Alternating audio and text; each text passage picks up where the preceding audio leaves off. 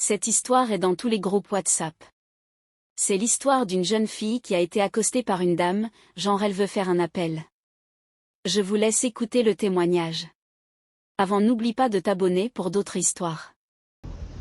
Je voudrais te faire parvenir ce message pour faire tourner parce que il faut prévenir les gens.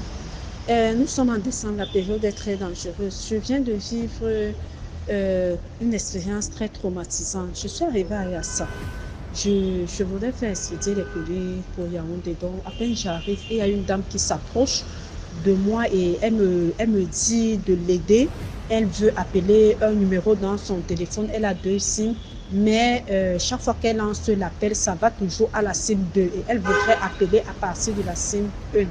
Et moi, je lui dis, elle me tend le téléphone, je ne prends pas le téléphone. Et moi, je lui dis simplement, lancez le numéro. Vous allez avoir souvent une proposition de SIM, SIM 1, SIM 2. Choisissez la SIM 1 et vous lancez l'appel. Elle me dit, non, je fais ça, ça ne prend pas. Madame, prenez, vous essayez de lancer. Je lui dis, non, je ne peux pas prendre votre téléphone. Si vous avez essayé, comme je vous dis, et ça ne prend pas, ouvrez votre téléphone, enlevez la puce 2 et laissez uniquement la SIM 1 et essayez d'appeler ainsi.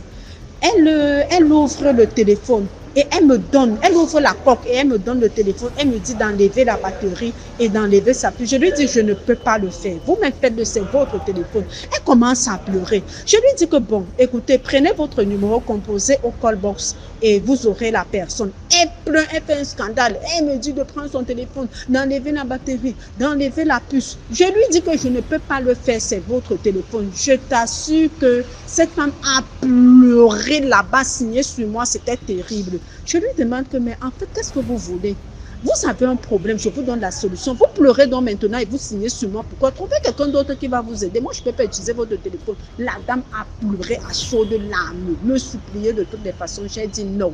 Après, il y a un monsieur. Les gens lui disaient même que pourquoi vous signez sur elle? Allez ailleurs, faites ça, appelez au col. Bon, c'est puis il y a un monsieur qui est venu, il m'a dit, vous êtes l'enfant de Dieu, Dieu vous a épargné de quelque chose. Donc, il y a des choses qui se passent ici dehors actuellement. Les gens sont prêts à tout. Et je ne sais comment Dieu m'a guidé de ne même pas, parce qu'elle m'a tendu le téléphone et je ne l'ai même pas touché.